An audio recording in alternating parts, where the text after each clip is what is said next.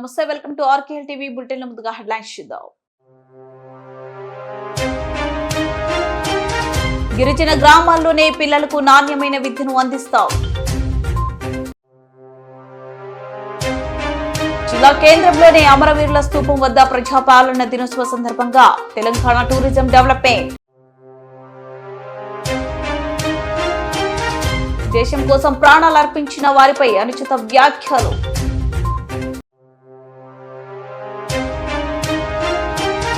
జలగండ్ల ఆసుపత్రుల యాజమాన్యం ప్రజలను పీల్చి పిప్పి చేస్తున్నారు. టీపీసీసీ అధ్యక్షులుగా హోదాలో తొలిసారి ఉమ్మడి వరంగల్ జిల్లా పర్యటనకు విచ్చేసిన ఎమ్మెల్సీ బొమ్మ మహేష్ కుమార్ గౌడ్. గిరిజన గ్రామంలోని పిల్లలకు నాణ్యమైన విద్యను అందిస్తాం. రాష్ట్ర పంచాయతీరాజ్, గ్రామీణాభివృద్ధి, గ్రామీణ నీటి సరఫరా, స్త్రీ శిశు సంక్షేమ శాఖ మంత్రి దనసరి అనసూయ సీతక్క దట్టమైన అడవి ప్రాంతాల్లోనే గిరిజన గ్రామంలోని పిల్లలకు నాణ్యమైన విద్యను అందించడానికి ప్రభుత్వం ప్రత్యేక దృష్టి సారించిందని, గిరిజన పిల్లలను విద్యావంతులుగా చేయడానికి కృషి చేస్తున్నామని రాష్ట్ర పంచాయతీరాజ్, గ్రామీణ అభివృద్ధి, గ్రామీణ నీటి సరఫరా, స్త్రీ శిశు సంక్షేమ శాఖ మంత్రి దనసరి అనసూయక్క అన్నారు.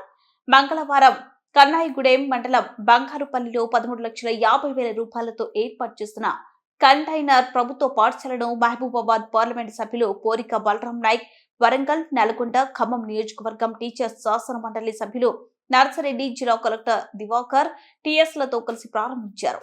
ఈ సందర్భంగా మంత్రి సీతక్క మాట్లాడుతూ, అటవీ ప్రాంతాల గ్రామాల్లో ప్రభుత్వ పాఠశాల ఏర్పాటు చేయడానికి కేంద్ర అటవీ శాఖ నిబంధనలు ఉండటంతో ప్రభుత్వ పాఠశాలలో ఏర్పాటు చేయలేకపోతున్నామని, దీంతో ఎలాగైనా గిరిజన బిడ్డలను విద్యను అందించాలనే ఉద్దేశంతో దీనిని ఏర్పాటు చేయడం జరిగిందన్నారు.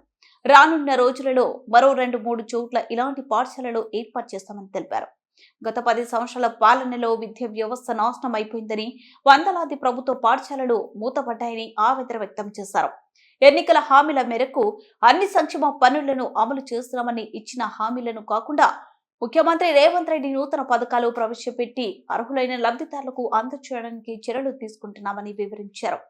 ఈ కార్యక్రమంలో ఓఎస్డీ మహేష్, బాబాసాహెబ్ గీతే, ఏఎస్పీ శివం, ఉపాధ్యాయ RDO K Satyapal Reddy, EE Panchayati Raj Ajay Kumar, DEO Pani, మండల ప్రత్యేక అధికారి తహసీల్దార్, ఎంపీడీఓ, సంబంధిత అధికారులు, ప్రజాప్రతినిధులు తదితరులు పాల్గొన్నారు.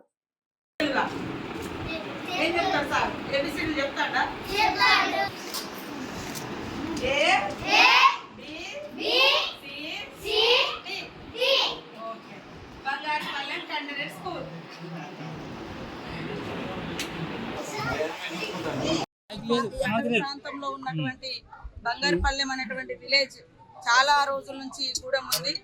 అయితే గత 10 సంవత్సరాల నుంచి కూడా ఇక్కడ పర్మనెంట్ స్ట్రక్చర్ లేకపోవడంతో కనీసం మరి ఎలాంటి విద్య వాళ్ళు అందుకోలేనటువంటి పరిస్థితులలో మేము వినూత్నంగా ఆలోచించి తక్షణమే వీళ్లకు ఒక స్కూల్ నిర్మాణం జరగాలి అంటే మరి ఇక్కడ ఉన్నటువంటి వైల్డ్ లైఫ్ సాంచురీ ఆంక్షలు కానీ, ఫారెస్ట్ డిపార్ట్మెంట్ సెంట్రల్ నుంచి ఉండేటువంటి ఆంక్షలు రీత్యా మరి తక్షణము వీళ్ళకి ఒక స్కూల్ ఏర్పాటు చేయాలని ఆలోచించడంతో వెంటనే కలెక్టర్ గారు, మనం ఎట్లాగూ కంటైనర్ హాస్పిటల్స్ పెట్టినాం కదా మేడం, అట్లనే కంటైనర్ స్కూల్ కూడా ఏర్పాటు చేసుకుంటే పిల్లలకు తక్షణ మరి సదుపాయాన్ని ఇచ్చి మంచి ఎడ్యుకేషన్ ఇవ్వడానికి ఒక స్కోప్ ఉంటుందని ఈరోజు 13 లక్షలతోటి ఫ్యాన్లు కానీ కింద కూడా సంపూర్ణమైనటువంటి బేస్మెంట్ తో మేము ఏర్పాటు చేయడం జరిగింది.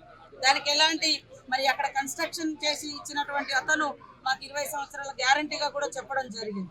ఏది ఏమైనా అలా ఏది కూడా వేస్ట్ అయ్యేది లేదు.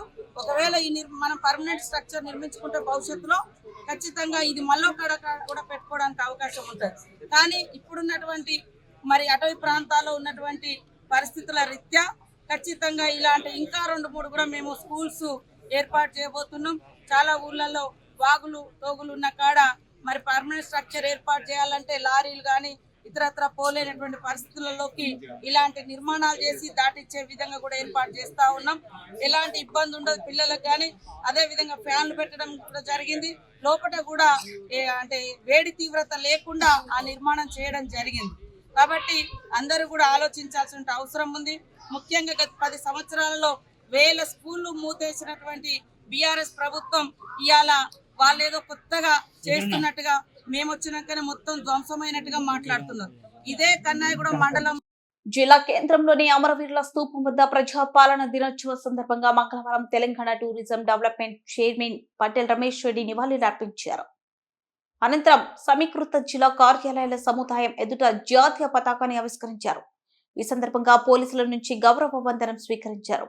ఈ సందర్భంగా ఆయన మాట్లాడుతూ ప్రజాపాలన దినోత్సవ వేడుకకు వచ్చిన ప్రజా ప్రతినిధులకు, ఇతర ప్రముఖులకు, జిల్లా ప్రజలకు, తెలంగాణ సాయుధ పోరాట వీరుల కుటుంబ సభ్యులకు ఈ సందర్భంగా తెలంగాణ ప్రజాపాలన దినోత్సవ శుభాకాంక్షలు తెలిపారు.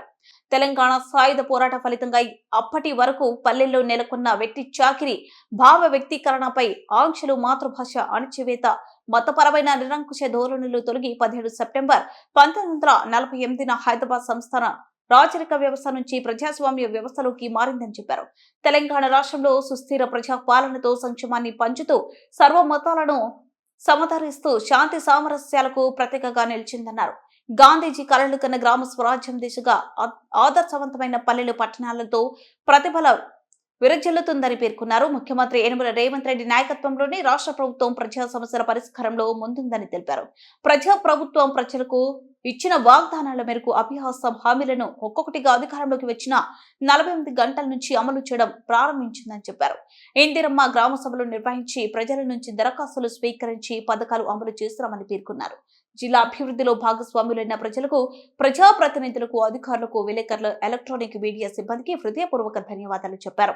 జిల్లాను అభివృద్ధి పథంలో నడిపించుటకు వీరందరూ సహకరిస్తారని ఆశిస్తున్నారని పేర్కొన్నారు. ఇలా ఎందరెందరో అమరవీరుల త్యాగ ఫలితం ఈనాడు మనం పొందుతున్నటువంటి స్వేచ్ఛ స్వాతంత్రానికి ప్రతీకగా మనం ఈ రోజు తెలంగాణ రాష్ట్ర వ్యాప్తంగా తెలంగాణ పాలనా దినోత్సవాన్ని జరుపుకోబోతున్నాం. ఈ సందర్భంగా ప్రసంగించాల్సిందిగా ఈనాటి మన కార్యక్రమ ముఖ్య అతిథి మాన్యులు, గౌరవనీయులు, తెలంగాణ పర్యాటక సూపరింటెండెంట్ శ్రీమతి సింధు గారిని కూడా వేదికపైకి రావాల్సిందిగా సగౌరవంగా ఆహ్వానిస్తున్నాము. కామారెడ్డి డిస్ట్రిక్ట్ ఫారెస్ట్ ఆఫీసర్ శ్రీమతి నిఖిత గారిని కూడా వేదికపైకి రావాల్సిందిగా సగౌరవంగా ఆహ్వానిస్తున్నాము. గౌరవ అడిషనల్ కలెక్టర్ చరిత్రను మరో మలుపు తిప్పిన రోజు, శతాబ్దాల బానిస సంఖ్యలను తుంచేసిన ఒక ఉద్విగ్న సందర్భం, భారతదేశానికి స్వాతంత్రం ఇంకా స్వేచ్ఛ కోసం ఎదురు చూస్తున్న ఒక పరిమాణం. తెలంగాణ సమాజం రాజరిక బండ హస్తాల నుంచి విమోచన పొందిన రాష్ట్రంలో ఆడపడుచులు, ట్రాన్స్జెండర్లకు ఆర్టీసీ బస్సులలో ఉచిత ప్రయాణ సౌకర్యాన్ని ప్రభుత్వం అమలు చేస్తుంది. మహిళలు పైసా ఖర్చు లేకుండా రాష్ట్రంలో ఎక్కడి నుండి ఎక్కడికైనా ఉచితంగా ప్రయాణించే సౌలభ్యం ఈ పథకం ద్వారా 259 మంది రైతులకు వారి ఖాతాల్లో 646,47 రూపాయల జమ చేయడం జరిగింది. పంట నష్ట పరిహారం గత మార్చి 2024లో కురిసిన అకాల వడగండ్ల వలన వర్షాలకు పంట నష్టపోయిన రైతుల్ని రాష్ట్ర ప్రభుత్వం ఆదుకుంది. జిల్లాలో మొత్తంలో 10,328 ఎకరాలలో వివిధ పంటలు నష్టపోయాయి. జిల్లాలో నష్టపోయిన మొత్తం 9,107 మంది రైతులకు ఎకరానికి 10,000 రూపాయల చొప్పున నష్టపోయిన రైతుల బ్యాంకు ఖాతాల్లో నేరుగా 10,32,81,000 రూపాయలని రాష్ట్ర ప్రభుత్వం జమ చేయడం జరిగింది. వర్షాల వలన దెబ్బతిన్న పంటల వివరాల సేకరణ కొనసాగుతున్నది. త్వరలోనే వారికి కూడా నష్టపరిహారం అందించడం జరుగుతుంది. 24 గంటల ఉచిత కరెంట్ జిల్లాలో 1,09,436 వ్యవసాయ విద్యుత్ కనెక్షన్లకు 24 గంటల నిరంతర ఉచిత విద్యుత్ సరఫరా చేయడం జరుగుతున్నది. ఉచిత విద్యుత్ సరఫరా గురించి గత సంవత్సరం నుండి 3,471 వ్యవసాయ విద్యుత్ కనెక్షన్లను మంజూరు చేయడం జరిగింది. విద్యుత్ వ్యవస్థ బలోపేతానికి నిరంతర సరఫరా గురించి 25 kVA 3 ఫేజ్ ట్రాన్స్ఫార్మర్స్ 1,050 మరియు 433/11 kV సబ్ స్టేషన్లను ప్రారంభించి వినియోగంలోకి తీసుకురావడం జరిగింది. ఇంకనూ ఒక 132/33 kV సబ్ స్టేషన్ మరియు మరొక 33/11 kV సబ్ స్టేషన్ మంజూరు చేయడం జరిగినది. త్వరలోనే పనులు కూడా ప్రారంభించబడును. రాజీవ్ ఆరోగ్యశ్రీ పథకం కింద గతంలో 5 లక్షల వరకు ఉన్న వైద్య ఖర్చుల పరిమితిని ప్రస్తుతం 10 లక్షల రూపాయల వరకు పెంచడం జరిగినది. మరియు అదనంగా ఆరోగ్యశ్రీ పరిధిలో 163 వ్యాధుల చికిత్సలను చేర్చి 1677 వ్యాధుల చికిత్సలను అందిస్తూ పేద ప్రజల ఆరోగ్య సమస్యలకు పరిష్కార మార్గం. తెలంగాణ ప్రజాపాలన దినోత్సవ వేడుకకు ఇచ్చేసిన ప్రజాప్రతినిధులకు, ఇతర ప్రముఖులకు, జిల్లా అధికారులకు, అనధికారులకు, పత్రికా విలేకరులకు, ఎలక్ట్రానిక్ మీడియా సిబ్బందికి, జిల్లా ప్రజలకు మరియు తెలంగాణ సాయుధ పోరాట వీరుల కుటుంబ సభ్యులకు ఈ సందర్భంగా తెలంగాణ ప్రజా పాలన దినోత్సవ శుభాకాంక్షలు. తెలంగాణ సాయుధ పోరాట ఫలితంగా అప్పటి వరకు పల్లెల్లో నెలకొన్న వెట్టి చాకిరి, భావ వ్యక్తీకరణపై ఆంక్షలు, మాతృభాష అణిచివేత, మతపరమైన నిరంకుశ ధోరణులు తెలియడు 1948 నాడు హైదరాబాద్ సంస్థానం రాజరిక వ్యవస్థ నుండి ప్రజాస్వామ్య వ్యవస్థలోకి మారినది. తెలంగాణ రాష్ట్రంలో జరిగిన మార్పు వలన రాష్ట్రం దేశవ్యాప్తంగా కీర్తిగాంచింది. సుస్థిర ప్రజాపాలనతో సంక్షేమాన్ని పంచుతూ సర్వ మతాలను సమాదరిస్తూ శాంతి సామరస్యాలకు ప్రతీకగా నిలిచింది. గాంధీజీ కలలు కన్న గ్రామ స్వరాజ్యం దిశగా ఆదర్శవంతమైన పల్లెలు, పట్టణాలతో ప్రభవిల్లుచున్నది. అంతర్జాతీయ పెట్టుబడులను ఆకర్షిస్తూ పరిశ్రమలకు స్వర్గధామంగా పేరొందింది. గౌరవ ముఖ్యమంత్రి శ్రీ యనమల రేవంత్ రెడ్డి గారి నాయకత్వంలో రాష్ట్ర ప్రభుత్వం ప్రజా సమస్యల పరిష్కారంలో ముందుంది. ప్రజాప్రభుత్వం ప్రజలకు ఇచ్చిన వాగ్దానాల మేరకు అభయాస్తం హామీలను ఒక్కొక్కటిగా అధికారంలోకి వచ్చిన 48 గంటల నుంచి అమలు చేయడం ప్రారంభించింది. ఇందిరమ్మ దేశం కోసం ప్రాణాలు అర్పించిన వారిపై అనుచిత వ్యాఖ్యలు తగదని బీజేపీ, శివసేన నాయకులు ఒళ్ళు దగ్గర పెట్టుకుని మాట్లాడాలని రాహుల్ గాంధీని విమర్శ రైతుకి హక్కు మీకు లేదని సిద్దిపేట కాంగ్రెస్ పార్టీ పట్టణ అధ్యక్షుడు హత్తు ఇమాం, పిసిసి సభ్యుడు దర్పల్లి చంద్రం, జిల్లా అధ్యక్షురాలు ముద్దం లక్ష్మి, రాష్ట్ర యూత్ కాంగ్రెస్ ప్రధాన కార్యదర్శి పూజల గోపికృష్ణ విమర్శించారు. నేడు సిద్దిపేటలో ముస్తాబాద్ చౌరస్తాలో రాహుల్ గాంధీపై చేసిన అనుచిత వ్యాఖ్యలను నిరసిస్తూ కేంద్ర మంత్రి రవనీత్ బిట్టు, బీజేపీ నేత తర్విందర్ సింగ్, శివసేన ఎమ్మెల్యే సంజయ్ గైక్వాడ్ ఫ్లెక్సీని సిద్దిపేట కాంగ్రెస్ పార్టీ పట్టణ అధ్యక్షుడు హత్తు ఇమాం, పిసిసి సభ్యుడు దర్పల్లి చంద్రం దగ్ధం చేశారు. ఈ సందర్భంగా వారు మాట్లాడుతూ రాహుల్ గాంధీని విమర్శించే ముందు బీజేపీ, శివసేన పార్టీల నాయకులు, కేంద్ర మంత్రులు ఒళ్ళు దగ్గర పెట్టుకుని మాట్లాడాలన్నారు. దేశం కోసం ప్రాణాలు అర్పించిన వారిపై అవమానించేలా మాట్లాడడం బీజేపీ సంస్కారహీనం బయటపడిందన్నారు.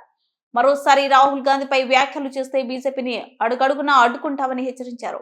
దేశంలో ప్రతిపక్ష నేత రాహుల్ గాంధీకి రక్షణ లేకుండా చేస్తున్నారని, కేంద్ర ప్రభుత్వం ప్రజలకు ఏ రక్షణ కల్పిస్తుందన్నారు. ఈ కార్యక్రమంలో ఆలకుంట మహేందర్, బుచ్చిరెడ్డి, యాదరి మధు, రియాజ్, కలిముద్దీన్, గాయస్, మంతపండు, రాషాద్, అజ్మత్, అంచురెడ్డి, షాబుద్దీన్, జానారెడ్డి, ప్రవీణ్ బాబా, మంద, వనజ, కవిత, శారద, మధు, రేష్మా, భవానీ, సుమలత, చాంద్ భాషా, నవాజ్, చోటస్మాత్ తదితరులు ఉన్నారు. జలగల్ల ఆసుపత్రుల యాజమాన్యం ప్రజలను పీల్చిపిప్పి చేస్తున్నారని, రోగం నయం చేస్తారని ఎన్నో ఆశలతో వస్తే ఆ రోగాన్ని నయం కంటే వాళ్ళు రోగుల బంధువుల నుంచి వేలాది రూపాయలు దండుకోవడమే యాజమాన్యానికి సరిపోతుంది. హన్మకొండలోని ప్రైవేట్ ఆసుపత్రిలో శవానికి వైద్యం చేస్తున్నారని, ఇది ఎక్కడ వైద్యులు బాబోయ్ అంటూ రోగులు బంధువులు ఆవేదన వ్యక్తం చేస్తున్నారు. మా ప్రాణాలు తీస్తున్నారు, మా ప్రాణాలతో చెలగాట మారుతున్నారని ఆవేదన వ్యక్తం చేస్తున్నారు. హన్మకొండ నగరానికి సంబంధించిన ప్రైవేట్ ఆసుపత్రిలో ఇదే దంతా పైసా దేకో, తమాషా దేకో అంటూ పైసలు దండుకుంటున్నారు.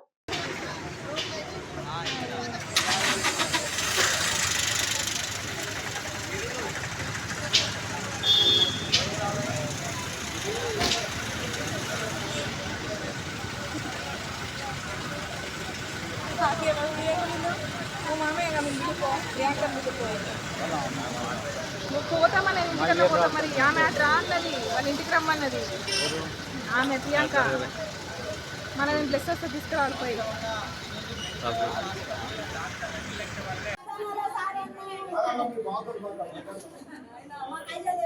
అన్నదమ్ములు లేరు, మా ఒక్కదే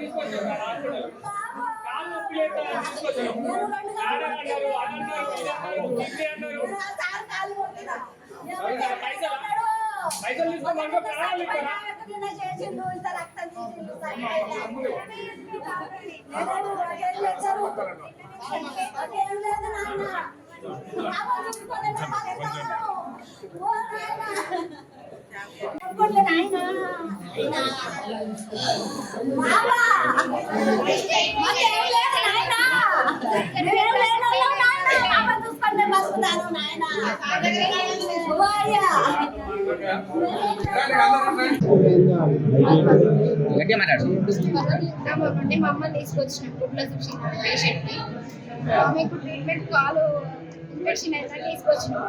డయాలసిస్ చేయాలి, కిడ్నీ ప్రాబ్లం ఉందని చెప్పి డయాలసిస్ చేసిన తర్వాత 2 రోజులు మంచిగానే ఉంది. తర్వాత ఇంటికి వెళ్దాం అనుకున్నాం. స్కానింగ్ లో బ్లడ్ స్టోన్స్ ఉన్నాయని చెప్పి ఆ స్టోన్స్ తీయాలని అన్నారు.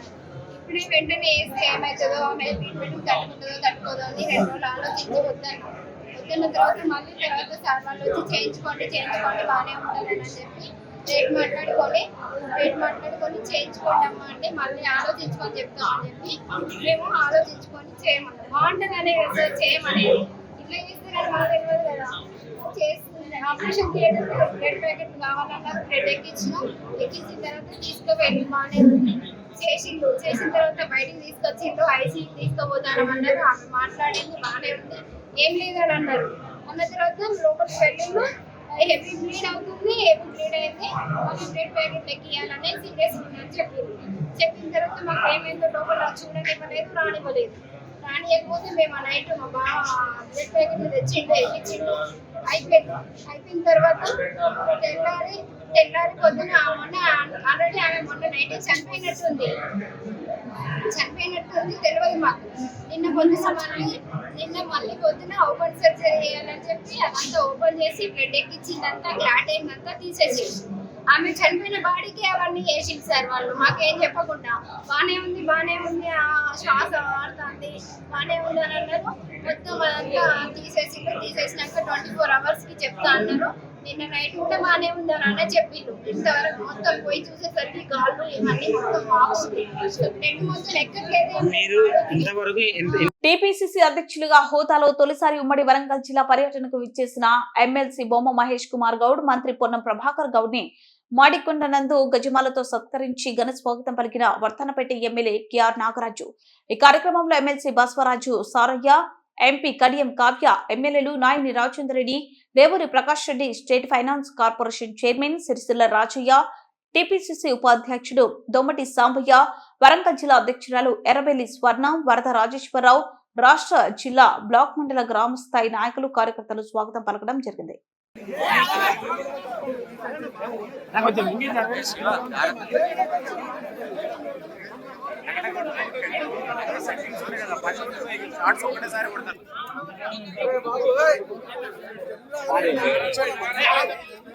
గీసుగొండ మండల పార్టీలోనే ఊకల్ గ్రామంలోని శ్రీ నాగ సుబ్రహ్మణ్యేశ్వర స్వామి దేవాలయం టీపీసీసీ అధ్యక్షుడు ఎమ్మెల్సీ బొమ్మ మహేష్ కుమార్ గౌడ్, మంత్రి పొన్నం ప్రభాకర్ గౌడ్, స్థానిక ఎమ్మెల్యే దేవూరి ప్రకాష్ రెడ్డితో కలిసి ఆలయంలో ప్రత్యేక పూజలు నిర్వహించారు.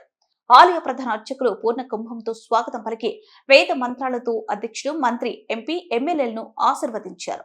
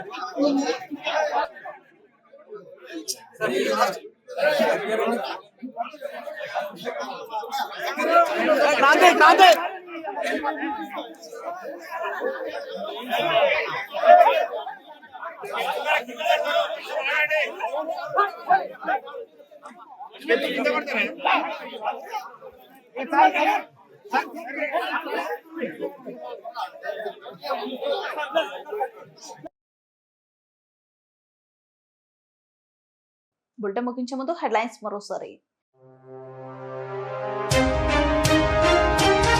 గిరిజన గ్రామాల్లోనే పిల్లలకు నాణ్యమైన విద్యను అందిస్తాం.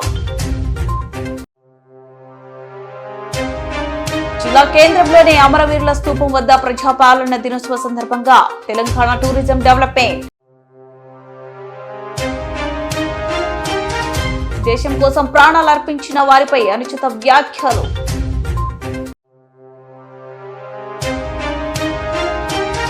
జలగల్ల ఆసుపత్రుల యాజమాన్యం ప్రజలను పీల్చి పిప్పి చేస్తున్నారు. టీపీసీసీ అధ్యక్షులుగా హోదాలో తొలిసారి ఉమ్మడి వరంగల్ జిల్లా పర్యటనకు విచ్చేసిన ఎమ్మెల్సీ బొమ్మ మహేష్ కుమార్ గౌడ్.